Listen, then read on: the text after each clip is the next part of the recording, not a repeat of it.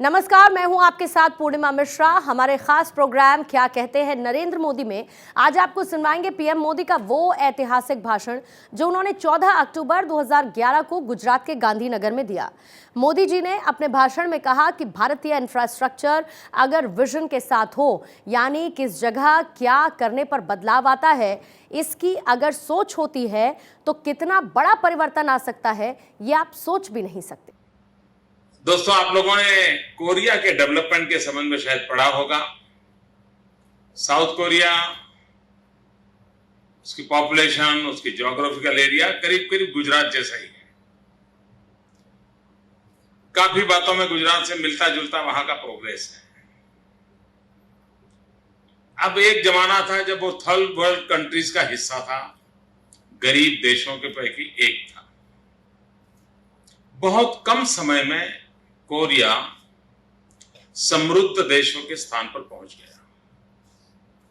और जो लोग कोरिया का अध्ययन करते हैं वे जो बताते हैं, और उस पर किताबें भी लिखी गई है, तो कोई 30-35 साल पहले वहां के जो राजकर्ता थे उन्होंने एक बहुत अहम फैसला किया और जिसने कोरिया के जीवन को बदल दिया। लेकिन जब उन्होंने वो फैसला किया तो उन पर बहुत दबाव आए, आलोचनाएं हुई, विद इन कंट्री भी उनको बहुत बड़ा रिवोल्ट सहना पड़ा। और उनका निर्णय यह था कि कोरिया के एक छोर से दूसरे छोर तक एक सेंटर में एक बहुत बड़ा 6-वे हाईवे बनाना। अब सब तूफान खड़ा हो गया, लोग गरीब हैं, खाना नहीं है, कपड़े नहीं है, मकान नहीं है, और एक ऐसा नेता है बस बोले रोड बनाऊंगा। लेकिन वो डटे रहे और कहते हैं कि उस एक रोड ने पूरे कोरिया के जीवन को बदल दिया, वहां की सोच को बदल दिया। और 20 साल के भीतर भीतर कोरिया ओलंपिक गेम का होस्ट बन पाया, दुनिया के समृद्ध देशों में अपनी जगह बना ली। यानी इंफ्रास्ट्रक्चर अगर विजन के साथ किस जगह पर क्या करने से बदलाव आता है, इसकी अगर सोच होती है तो कितना बड़ा परिवर्तन आ सकता है, उसका उदाहरण है। कैनेडी का एक वाक्य बड़ा प्रसिद्ध है। जॉन एफ कैनेडी ने कहा था कि संपत्ति नहीं है जो रोड बनाती है, ये रोड है जो संपत्ति बनाते हैं।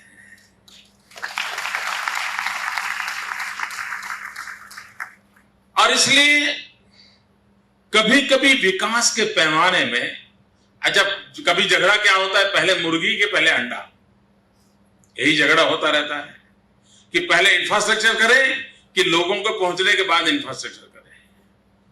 गरीब देश जो हैं उनके यहां ये सबसे ज्यादा इसका प्रेशर होता है कि पहले आम आदमी की सुविधाओं को देखें कि व्यवस्थाओं को विकसित करें। और इस तनाव में से डिसीजन लेना होता है, और जो इस डिसीजन का लेने का सामर्थ्य रखते हैं वो स्थितियों को बदल देते हैं, जो सामर्थ्य नहीं रखते हैं वो स्थितियों को फॉलो करते रहते हैं, और स्थितियां, परिस्थितियां, मुसीबतें उनके आगे 2 कदम आगे खड़ी हो जाती है। और इसलिए इंफ्रास्ट्रक्चर के प्रति एक जागरूकता से काम लेना पड़ता है। कोई एक जमाना था हमारे देश में इंफ्रास्ट्रक्चर का मतलब क्या होता था, रोड्स अच्छे, रेलवे ठीक, कुछ एमिनिटीज की जरूरत रहती है, ड्रेनेज है, टिकना है, फलाना वो ठीक ठाक, कहीं थोड़ा और समृद्धि है तो जरा एयरपोर्ट हो जाए, इसी के अगल बगल में हम सोचते थे। आज से 10-15 साल पहले वो सोच ठीक होगी।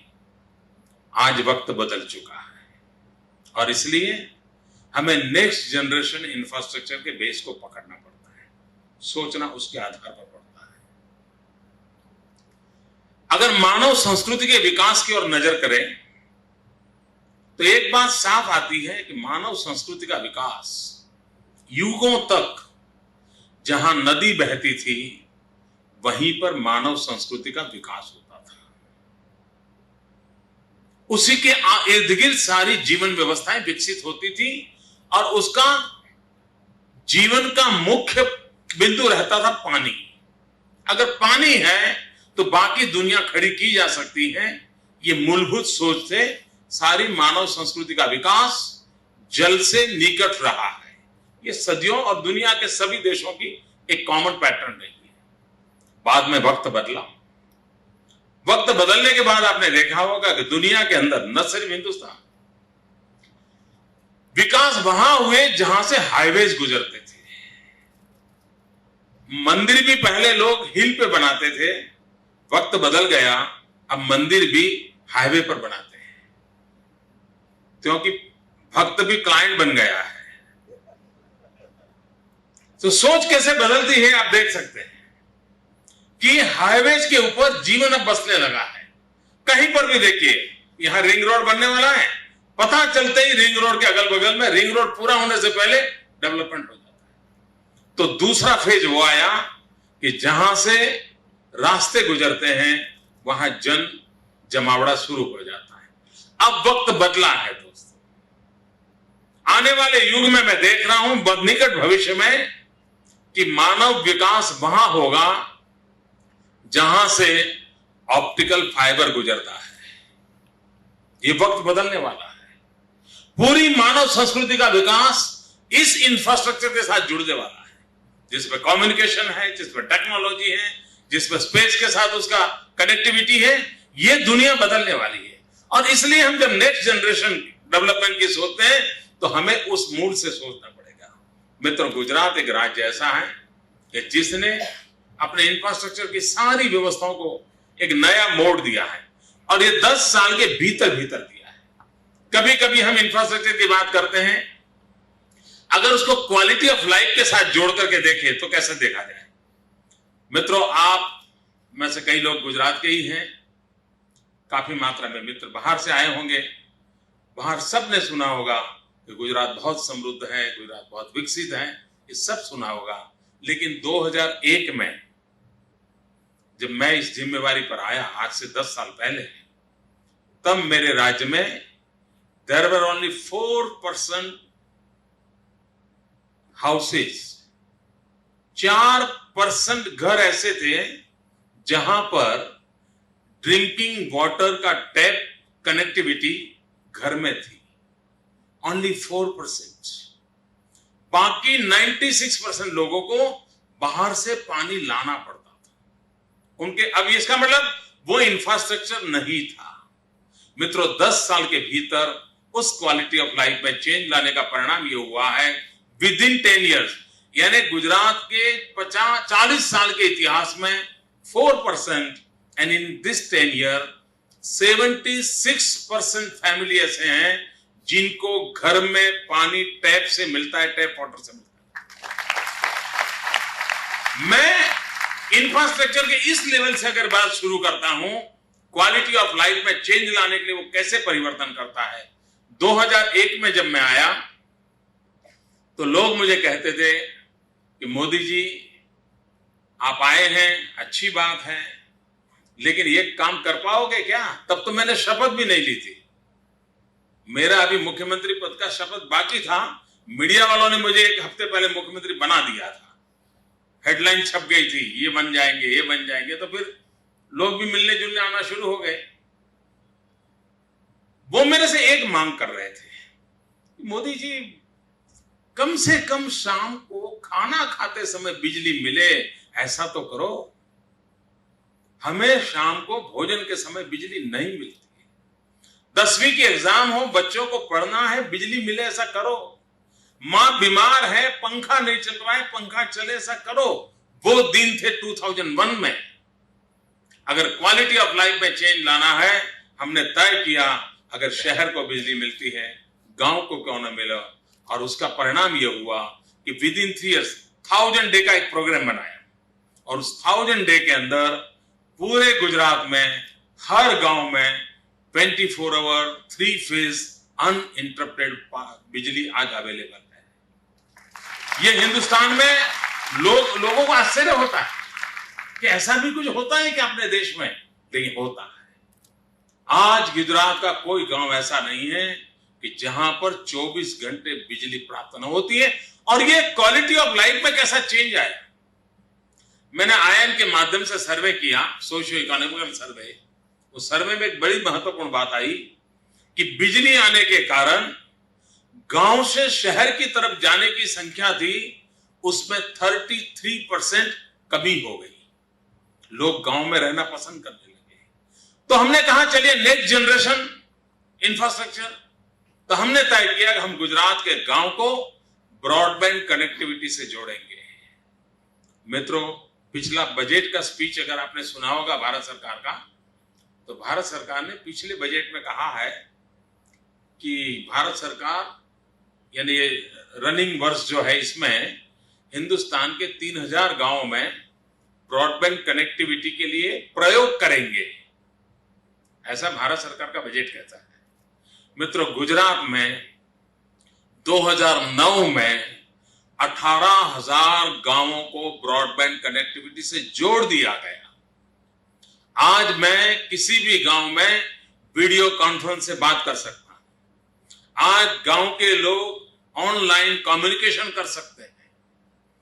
ये जो नेक्स्ट जनरेशन टेक्नोलॉजी का इंफ्रास्ट्रक्चर है, ये वहां के जीवन में बदलाव ला रहा है और उस बदलाव की दिशा में हम प्रयत्नरत हैं और उसका फायदा मिल रहा है। आप लोग जब कभी गौर से देखा होगा तो गुजरात में जितने रोड्स थे वो नॉर्थ और साउथ को जोड़ने वाले थे। आपने अगर गौर से देखा होगा तो राजस्थान से रास्ता आता है, महाराष्ट्र की ओर जाता है। यही हमारा मेन व्यवस्था थी। हम आए, हमने सोचा ये तो ठीक है भाई, ये कनेक्टिविटी देता है, राजस्थान को जोड़ता है, मुंबई के साथ जोड़ देता है, लेकिन गुजरात के डेवलपमेंट के लिए सफिशिएंट नहीं है। और गुजरात ने एक इनिशिएटिव लिया हॉरिजॉन्टल रोड नेटवर्क बनाने का, ईस्ट वेस्ट को जोड़ना, यानी ट्राइबल बेल्ट को समुद्र किनारे के साथ जोड़ना। और उसका परिणाम क्या हुआ कि सारी संपत्ति और विकास जो दो मेन रोड पर हो रहे थे नॉर्थ साउथ से, आज उसको हॉरिजॉन्टल रोड मिलने, 6 रोड हॉरिजॉन्टल बनाए पूरे राज्य में जो ईस्ट और वेस्ट को जोड़ देते हैं। और ये काम 4 साल में पूरा कर दिया और उसके कारण wealth and progress and prosperity का डिस्ट्रीब्यूशन हॉरिजॉन्टल होने लगा। उधर ट्राइबल बेल्ट की ओर जाने लगा, इधर समुद्र किनारे की ओर जाने लगा और पूरा गुजरात मल्टी पिलर स्ट्रांग होकर के आज डेवलप हुआ आपको नजर आता है। जस्ट बिकॉज एक पॉलिसी डिसीजन कि गुजरात की कनेक्टिविटी हॉरिजॉन्टल चाहिए। पोर्ट सेक्टर अगर हमारा भविष्य है तो हमारा ट्राइबल बेल्ट को पोर्ट तक जोड़ना चाहिए। और उसका नतीजा यह हुआ है कि आज मेरे राज्य के किसी भी क्षेत्र की एग्रीकल्चर प्रोडक्ट, वो एग्रीकल्चर प्रोडक्ट विद इन 4 या 5 आवर्स किसी भी समुद्र तट पर पहुंचाई जा सकती है। इतना इंफ्रास्ट्रक्चर मिला है। और इंफ्रास्ट्रक्चर अपग्रेडेशन भी कैसे होता है। आपने उच्छल और निजर ये तहसील का नाम सुना होगा, एकदम नंदुरबार महाराष्ट्र के बगल में है, बिल्कुल गुजरात का आखिरी छोर पे है। अब गुजरात में किसी भी तहसील में जाओ, रोड अच्छे हैं। एक दिन मेरे पास उच्छल निजर के ट्राइबल फार्मर्स मुझे मिलने आए, आदिवासी किसान। उन्होंने कहा साहब हमें रोड अच्छा चाहिए। मैंने कहा यार भाई मैं तो उच्छल निजर काफी घुमा हुआ हूं, वहां तो रोड बहुत अच्छे हैं। नहीं, बोले वो वैसे रोड अच्छे हैं लेकिन हमें वो अब नहीं चलते। हमने कहा क्यों नहीं चलते? बोले हम अब केले की खेती करते हैं। हम लोग फिलीपींस के साथ एमओयू किया है और वहां से हमने टेक्नोलॉजी लाए हैं और बहुत बड़ी मात्रा में हम लोग केले की खेती कर रहे हैं और हमारे केले एक्सपोर्ट होते हैं। और जब हम ट्रक में केले भर करके पैक करके भेजते हैं तो रास्ते में कहीं 1-2 भी गड्ढे आ जाएं तो हमारे केले दब जाते हैं और करीब 20-25% हमें नुकसान हो जाता है। इसलिए हमें पेवर रोड चाहिए।